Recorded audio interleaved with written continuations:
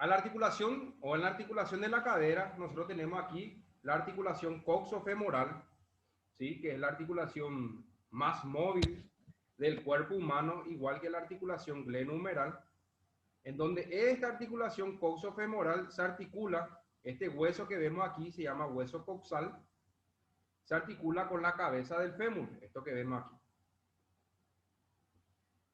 Esta fosa que está aquí, que forma parte del hueso coxal, se llama cavidad cotiloidea, esto que está aquí. Y en esta cavidad cotiloidea ingresa la cabeza del fémur. Y ahí forma la articulación coxofemoral. Esta articulación coxofemoral, al igual que la articulación del hombro, que es la articulación glenohumeral, realiza todos los movimientos. Realiza flexión, extensión, aducción, abducción, rotación interna, rotación externa y también realiza la circunducción. Esta cabeza o esta articulación coxofemoral, al igual que las otras articulaciones, también presentan o posee componentes intraarticulares. Son aquellos componentes que ustedes ya saben que se encuentran por dentro de la articulación. Ahí tenemos la membrana, el cartílago articular, la membrana sinovial, el líquido sinovial, y aquí hay un ligamento.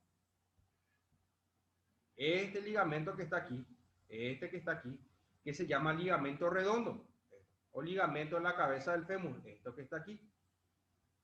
Este ligamento redondo, como ustedes saben, la función de todos los ligamentos es la de estabilizar de forma pasiva, dan una estabilización.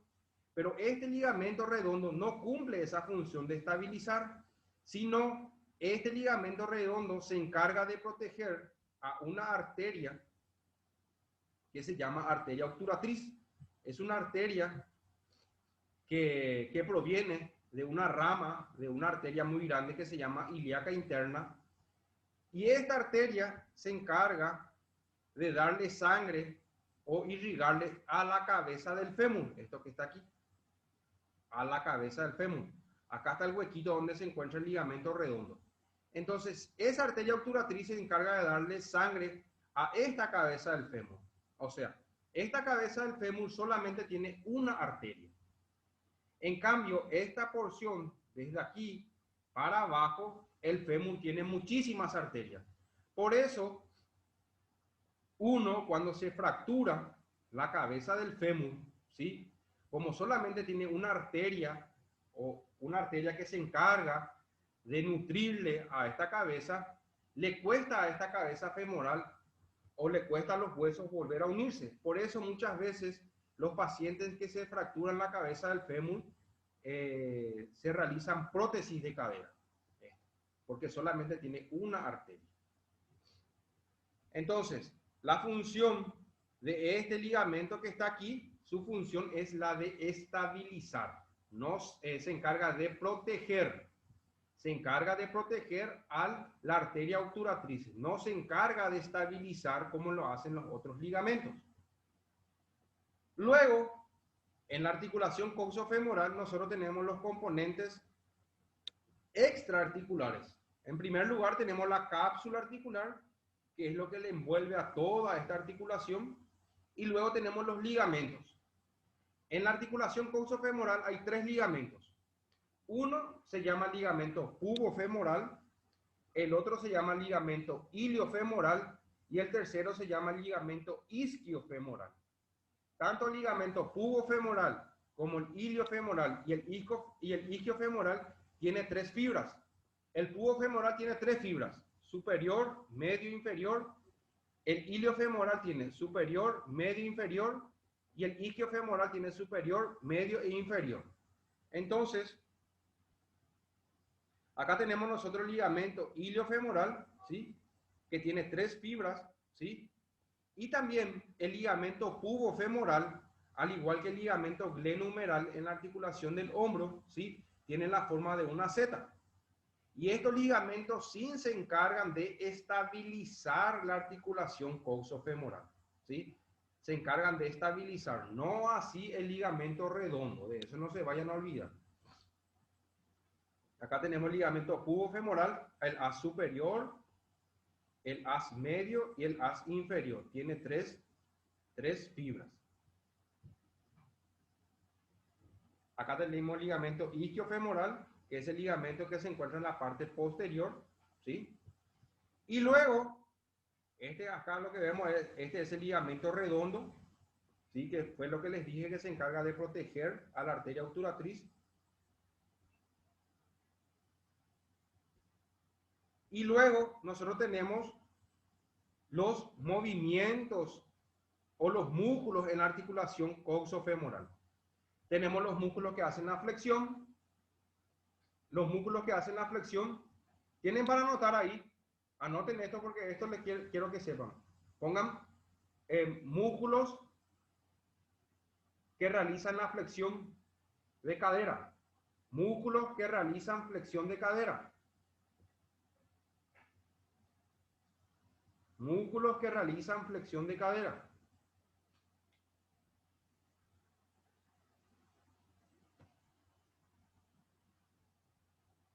El primer músculo. El primer músculo. Le voy a anotar.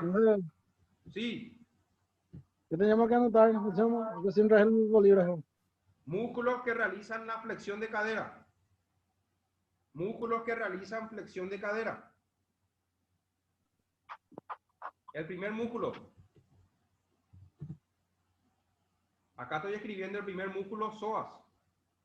Ahí está. Anoten, psoas.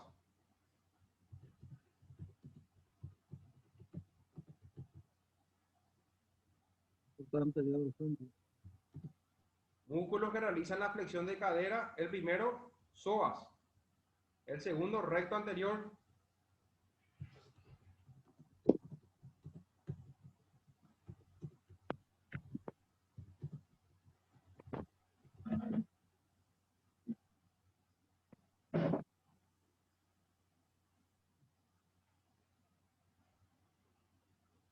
Estos son los músculos que realizan la flexión de la cadera. El psoas, el recto anterior, el tensor de la fascia lata y el sartorio.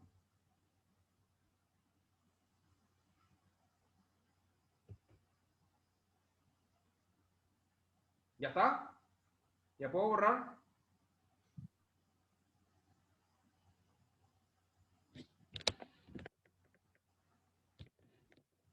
Ahora van a poner extensión, extensión, extensión.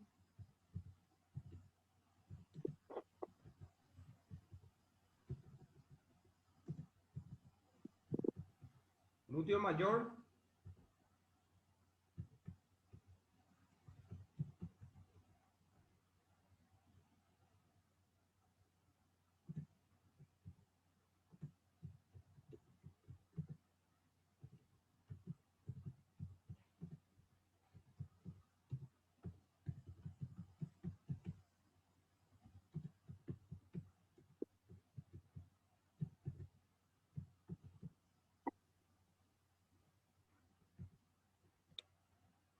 La extensión de la cadera lo realizan los músculos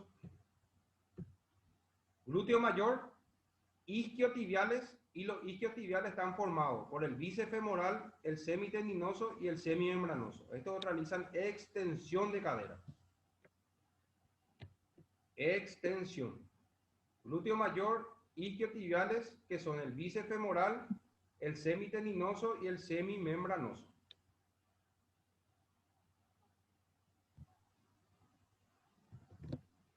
Ahora van a poner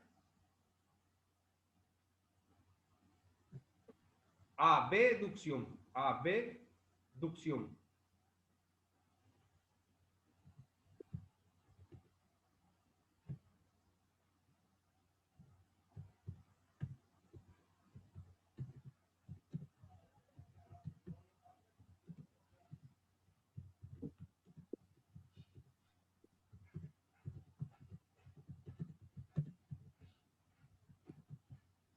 Y estos son los músculos que realizan la abducción: glúteo mediano, glúteo menor y el tensor de la fascia lata.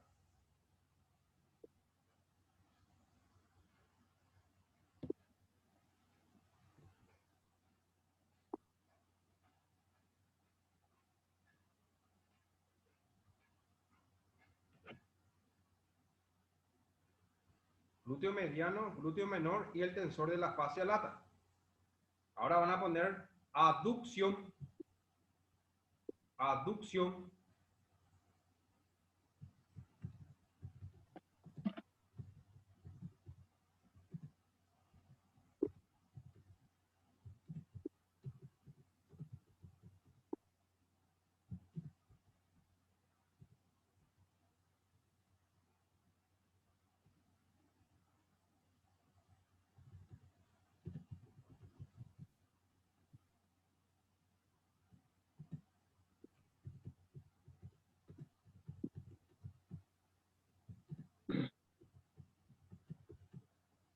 y estos son los músculos que realizan la aducción. Aductor mayor, menor, mediano, recto interno y el pectíneo.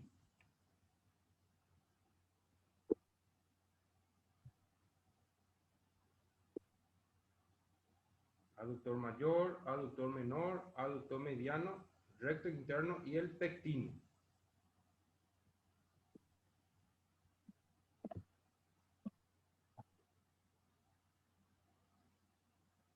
¿Estamos? Ahora van a poner rotación interna. Rotación interna.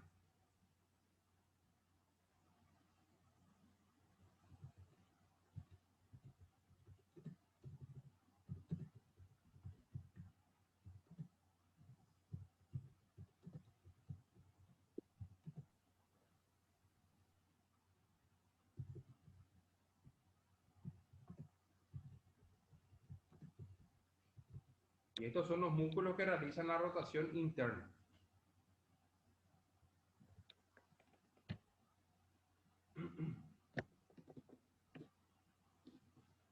Glúteo mediano, glúteo menor y el tensor de la fascia lata.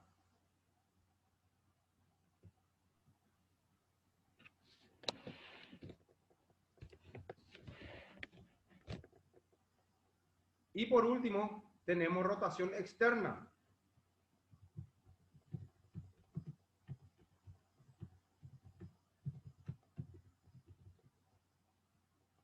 Y la rotación externa lo realizan los músculos pélvico-canterios, que son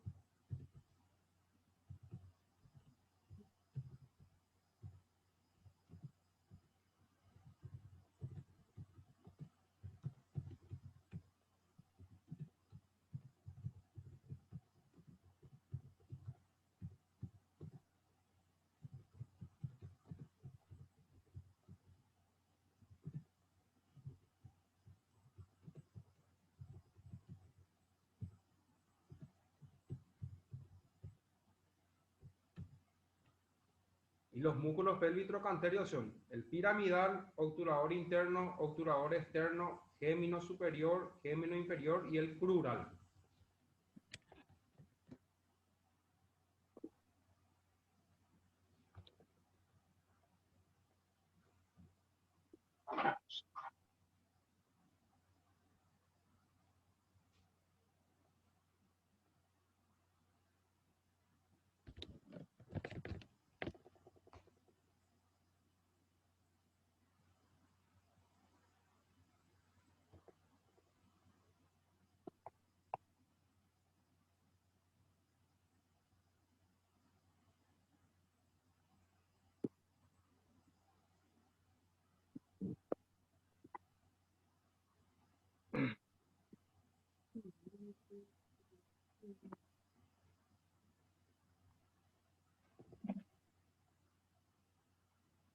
¿Ya está? ¿Sí?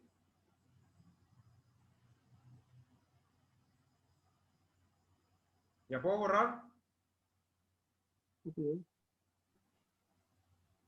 Bueno.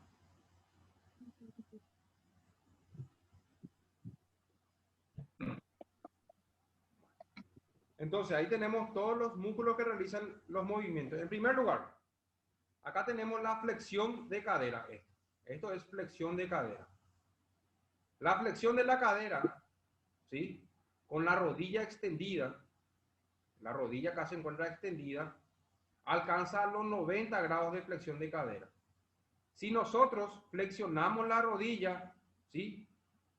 Y a la par flexionamos la cadera, la flexión llega a los 120 grados. Está acá.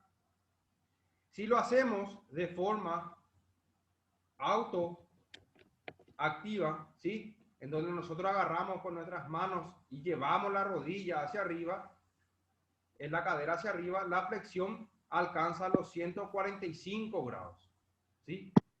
¿Por qué cuando hacemos la flexión de la cadera con la rodilla extendida solamente llega hasta los 90 grados? Porque los isquiotibiales, que son los músculos que se encuentran acá atrás, evitan que la cadera se vaya más hacia arriba. Pero si nosotros flexionamos la rodilla, ahí los isquiotibiales se relajan, ¿sí? Y por ende la cadera puede llegar un poquito más arriba. Entonces esto es la flexión de cadera. Luego tenemos la extensión de la cadera que está aquí, esto que está aquí. La extensión de la cadera también con la rodilla extendida, la extensión de la cadera llega a los 20 grados. Si nosotros flexionamos la rodilla, ¿sí? Flexionamos la rodilla y extendemos la cadera, la flexión puede llegar de los 30 hasta los 40 grados, puede llegar la extensión, ¿sí? ¿Por qué? Porque ahí también los isquiotibiales actúan en la flexión de la rodilla. Entonces se relajan, entonces solamente acá actúa el glúteo mayor. ¿Qué pasa? Si nosotros hacemos la extensión de la cadera con la rodilla extendida, acá actúa el glúteo mayor y actúan los isquiotibiales. Los dos músculos están actuando aquí. Pero si yo hago la extensión de la cadera, pero flexiono la rodilla, ahí solamente actúa el glúteo mayor. Solamente el glúteo mayor. Qué sé yo, si en el gimnasio, por ejemplo, se quiere aumentar el glúteo, uno quiere tener más cola, lo mejor sería hacer los ejercicios, pero con la rodilla flexionada, para que solamente ahí actúe el glúteo mayor. Entonces ahí tenemos la extensión de la cadera. Luego tenemos la abducción de la cadera, que es esto. La abducción es llevar la cadera o la pierna hacia afuera y su amplitud es de 30 grados. En 90 grados llegan aquellas personas que tienen laxitud articular o, por ejemplo, en las bailarinas. Puede llegar a los 90 grados de abducción, pero normalmente llega hasta los 30 grados de abducción. La aducción, ¿sí? La aducción, que es llevar la pierna hacia adentro, se tiene que hacer con la rodilla flexionada, o sea, con la cadera flexionada, con la pierna hacia adelante o con la pierna hacia atrás. Y su amplitud también es de 0 a 30 grados. Esto que está acá. La aducción. La aducción se hace con la pierna hacia adelante o con la pierna hacia atrás. Luego tenemos la rotación interna y la rotación externa. Si nosotros estamos acostados, ¿sí? Con la rodilla extendida, estamos acostados y mi mano es la punta del pie. Si yo llevo el pie hacia adentro, hago este movimiento, eso es rotación interna. Y si llevo el pie hacia afuera, eso es rotación externa. Eso es con la rodilla extendida. Pero si yo flexiono la rodilla, como es lo que está aquí, el paciente está sentado con la rodilla flexionada, y si yo llevo la pierna hacia arriba o hacia adentro, eso es rotación externa. Y si llevo la pierna hacia afuera, eso es rotación interna. Acá lo que muchas veces se quiere confundir, ¿y por qué si llevar la pierna hacia adentro va a ser rotación externa? ¿Y por qué si llevar la pierna hacia afuera va a ser rotación interna?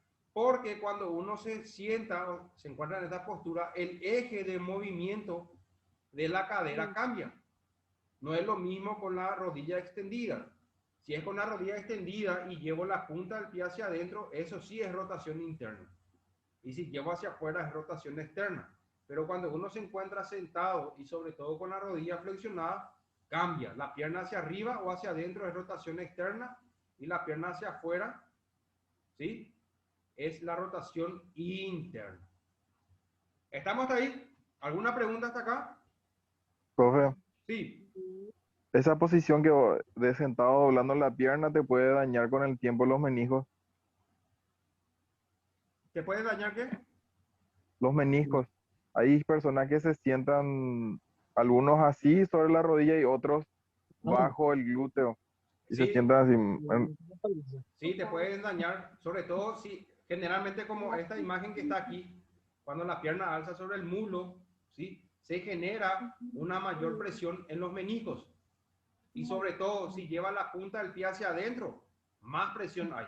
Entonces el menisco se comprime más y a la larga se va degenerando y produce algún tipo de lesión, ya sea una fisura, por ejemplo. Así mismo, es porque Ya. aquí en la rodilla, al mantener esta postura, aumenta la presión intraarticular en la rodilla.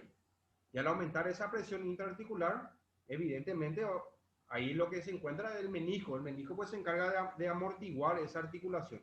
Entonces se comprime más y genera algún tipo de lesión. Así mismo es, Jorge. Ya, sin problema. Solo eso. ¿Vale? Gracias. ¿Otra pregunta? ¿No hay preguntas? Bueno, ¿se entendió bien entonces aquí? Con la cadera. Están muy callados. ¿Y qué les pasa? Están muy ansiosos por el examen. me voy a llegar ahí. Más o menos. Ah, después, Profe, sí, te escucho, Jorge. cuando hace un split en la famosa tijera para los marcialistas o los que practican danza, ¿qué Ujú. músculo es el que tienen que trabajar? O sea, ¿qué músculo se trabaja más? ¿O el ligamento es lo que se trabaja más para tener esa flexibilidad, Para hacer la apertura, vos me hablas. para hacer la apertura total? No, ahí se trabajan los ligamentos y los tendones. Acá, en esto. Acá. Eh, Esto que vemos sí, aquí. esa imagen. Acá se trabajan más los ligamentos y los tendones, porque eso pues se tiene que ganar la laxitud articular, se tienen que estirar. Ujú. Y ahí trabajan los músculos y los tendones en esto. Por eso en las bailarinas, esa, las criaturas que van de los 3 4 años ya se van a la danza, hacen ballet y todo ello, hacen mucho entrenamiento de flexibilidad, esto que está aquí. Entonces ellas sin ningún problema pueden llegar a este tipo de flexibilidad, ¿verdad? Sí, Eso es, Jorge. ¿Otra pregunta? sí, ok. Solo eso, gracias. Dale. ¿No hay más preguntas? ¿No? Bueno. Ahí. Y este es el movimiento de circunducción, ¿sí? Es como hacer como un giro con la cadera y ahí trabajan todos los músculos en la circunducción. Está lo que vemos aquí. Bueno. Y aquí, aquí.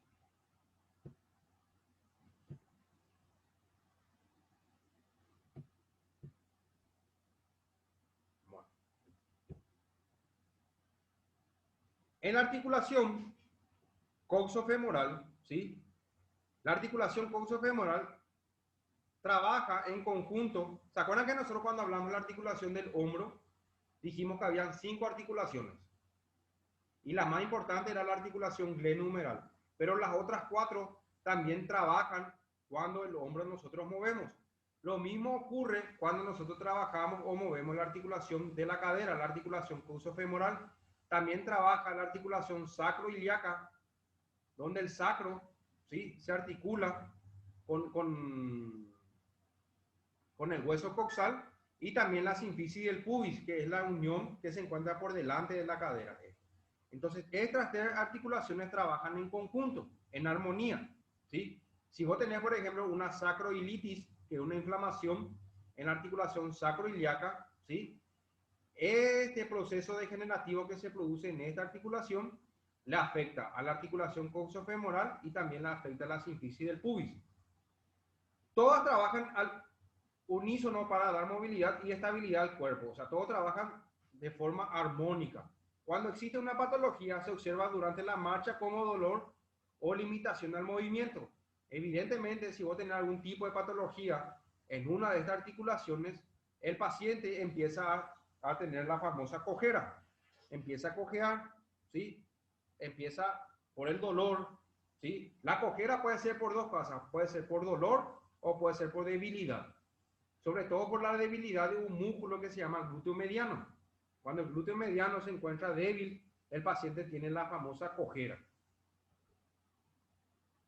Nosotros, ¿qué tenemos que hacer? En primer lugar, debemos observar la marcha del paciente. Debemos observar cómo el paciente camina. Si presenta cojera, observar, es muy importante también observar las puntas de los pies. Si el paciente camina así, o camina con las piernas o los pies hacia afuera, o camina con los pies hacia adentro. Eso altera muchísimo también en la cadera y en la columna. Observar dolor en alguna maniobra al de vestirse. Observar erosiones, alteración de color, señal de nacimiento, ¿sí?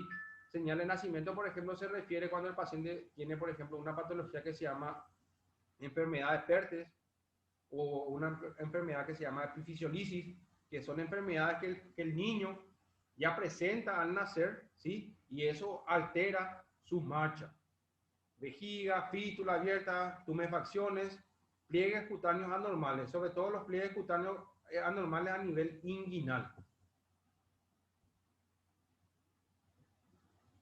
Sobre todo en una evaluación que se llama evaluación de la postura, ¿sí? Nosotros debemos observar las espinas ilíacas. Acá está, tenemos la espina ilíaca. Esta es la espina ilíaca anterosuperior, tanto la derecha como la izquierda, y las dos tienen que estar al mismo nivel. Eso se hace palpando, se palpa. Acá vemos que esta espina ilíaca que está aquí está más elevada que la otra. Entonces, ¿qué quiere decir? Que una cadera está más arriba que la otra. Eso se refiere a la espina ilíaca. Si no están horizontales, puede haber oblicuidad pélvica, pélvica inclinada, que es una patología que se llama anteversión o retroversión pélvica. Es cuando la pelvis se encuentra hacia adelante o se encuentra hacia atrás, ¿sí? O también puede ser por una diferencia en la longitud de las piernas, cuando una pierna es más larga que otra, ¿sí? Entonces, en una vista anterior y en una vista posterior debemos observar la espina ilíaca. Este, por ejemplo, en una radiografía. Pero esta espina ilíaca nosotros podemos observar y debemos palpar, ¿sí? Ahora cuando tengamos nosotros en nuestra clase presencial, les voy a mostrar esto, cómo se palpa y se evalúa. Debemos observar de pie y de lado, o sea, en una vista lateral, ¿sí? Nosotros tenemos aquí una curvatura normal, que se llama lordosis lumbar, que es la curvatura normal de la columna vertebral, ¿sí? Cuando esta lordosis se encuentra aumentada, esto que está aquí, ¿sí? Cuando está aumentada esta lordosis, ¿sí? Genera una mayor compresión a nivel de la vértebra lumbar, ¿sí? Y como la mayoría de los músculos lumbares, como la mayoría de estos músculos lumbares van a la cadera, entonces muchas veces el paciente refiere o presenta alteración en la cadera por un problema en la columna lumbar. Este aumento de la lordosis lumbar, por ejemplo, se observa en las pacientes o en las personas embarazadas, ¿sí? Porque el centro de gravedad se desplaza hacia adelante, entonces esta curvatura aumenta y ellas refieren mucho dolor a nivel lumbar en el periodo de embarazo. También en aquellas personas que tienen la cavidad abdominal aumentada, suele ocurrir esto. Causas de una curvatura lumbar exagera debilidad de los músculos abdominales y por deformidad de la cadera, sobre todo en la flexión.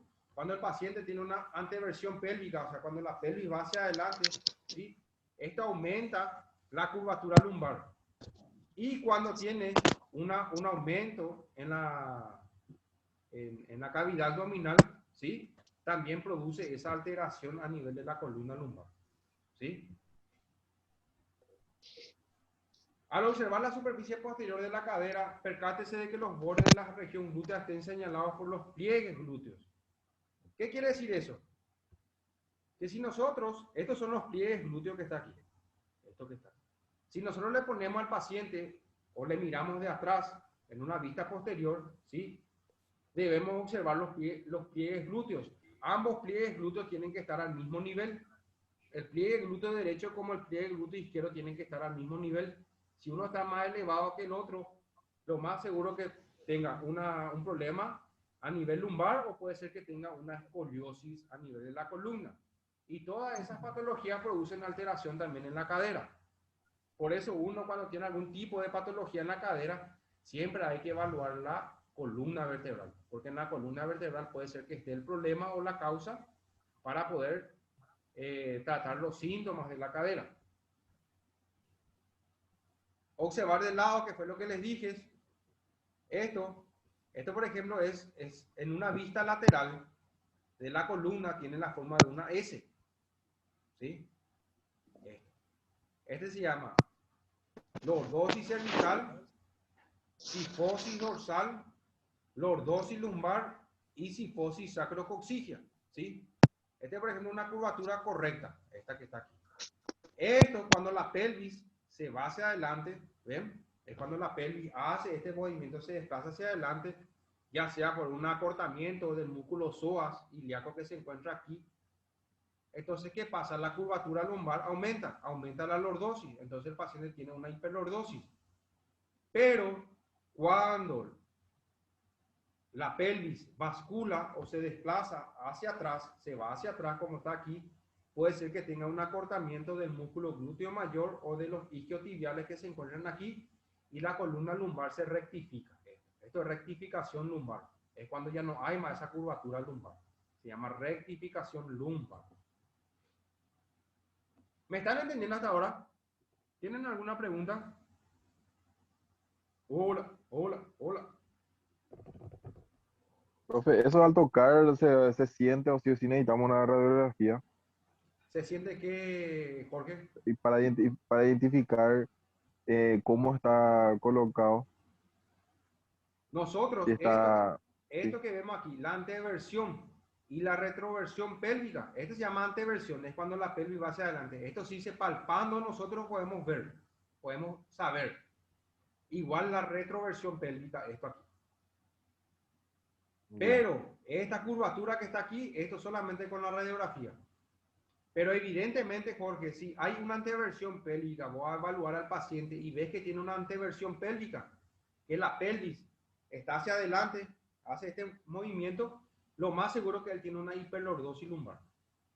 Y si la pelvis se encuentra hacia atrás, lo más seguro que tiene una rectificación de la columna lumbar. Ven como acá ya no hay más esta curvatura como está aquí. sí, Ya no hay más. Entonces, cuando hay una anteversión pélvica, lo más seguro que el músculo psoas ilíaco, el músculo que hace la flexión de la cadera, se encuentra cortado. Entonces, ¿qué se puede hacer para corregir esto? Se tiene que elongar, estirar este músculo que está aquí y el músculo que se encuentra atrás, el que hace la retroversión, hay que fortalecer. Entonces, este va a volver otra vez a su posición de origen. Lo mismo en la retroversión. Si hay una retroversión pélvica, el músculo glúteo mayor y los isquiotibiales se encuentran acortados. Entonces esto hay que elongar la parte de atrás y la parte de adelante hay que fortalecer para que esto vuelva otra vez hacia adelante. ¿Está, Jorge? sí, señor, gracias. Bueno. Acá, por ejemplo, vemos en un recién nacido que se llama una patología que se llama enfermedad de Perthes, donde tiene los pliegues asimétricos, ¿sí? Este pliegue, por ejemplo, se encuentra más elevado que este pliegue que está aquí. Entonces, lo más seguro que tiene una patología, una enfermedad que se llama enfermedad de Perthes en la cadera del niño o una epifisiolisis, que es una patología también en la cadera del niño, ¿sí? Y si esto no se corrige, en los primeros años de vida se corrige con férulas. Se le coloca férula al paciente para que se trate o que las estructuras que se formen o que se están formando en la cadera lo hagan de forma normal. Si esto no se trata o no se llega a diagnosticar a tiempo, el paciente ya empieza cuando realizan la marcha, ya empieza a cojear. ¿Alguna pregunta? Chicos. Hola. ¿Alguna pregunta? ¿No hay? Está muy callado. El Víctor, Jorge no me habla. Y el resto no habla. No, todo bien, profe. Todo bien. Bueno, está. Luego acá tenemos la palpación de los huesos. Unas imágenes que yo puse aquí. Por ejemplo, ¿sí? Acá tenemos nosotros un huesito que se llama cresta ilíaca. Y acá se encuentra la espina ilíaca anterosuperior a este nivel. Y esta espina ilíaca anterosuperior con esta espina ilíaca anterosuperior, los dos tienen que estar al mismo nivel, esto que está aquí. ¿Qué puede pasar? Puede ser que una espina ilíaca esté más elevada que otra. Puede ser porque tiene un acortamiento de una pierna o porque tiene una escoliosis, por ejemplo, una desviación de la columna. La escoliosis es cuando la columna se encuentra desviada hacia los costados. Entonces esa desviación hace que una cadera se encuentre más elevada con respecto a la otra. Acá también tenemos la palpación de la espina ilíaca anterosuperior, tanto derecha como izquierda. Y esto que está aquí, esto se llama cresta ilíaca. Esta es la columna lumbar. Después acá está la articulación o las vértebras sacras y más abajito las coccygias. Acá, por ejemplo, nosotros tenemos en el fémur, ¿sí? Tenemos aquí a este nivel, acá tenemos un huesito muy importante que es el trocánter mayor. Acá. Este se puede palpar también, este huesito que está aquí, que es una parte del fémur, se llama trocánter mayor. Yo más bien acá la imagen es lo que quiero que ustedes vean, no tanto lo que está ahí. Acá está la sínfisis del pubis, donde este pubis izquierdo con este pubis derecho se unen en la parte anterior, ¿sí? Y forman la articulación pubiana, la sínfisis pubiana. Acá generalmente se inserta un músculo muy importante que es el recto anterior del abdomen, acá, en la sínfisis del pubis. Esto que está aquí. Y muchas veces hay pacientes, por ejemplo, que tienen pubalgia, tienen dolor a nivel inguinal, la pubalgia. Y la pubalgia puede ser una pubalgia alta o una pubalgia baja. La pubalgia baja es cuando tiene algún problema de los aductores, de los músculos aductores. Y la pubalgia alta es cuando tiene problemas del recto anterior del abdomen. Por eso los tenistas suelen sufrir pubalgia, pero ellos generalmente tienen o sufren pubalgia por una debilidad del recto anterior del abdomen, porque ellos hacen mucho movimiento de giro del tronco. ¿Está, chicos? Bueno, vamos a llegar hasta acá porque falta un minutito. Vuelvo a salir, me graba la clase y nos conectamos dentro de 5 o 8 minutitos otra vez. ¿Está bien? ¿Sí? Ok, bro. Vale. Nos volvemos a conectar en un ratito.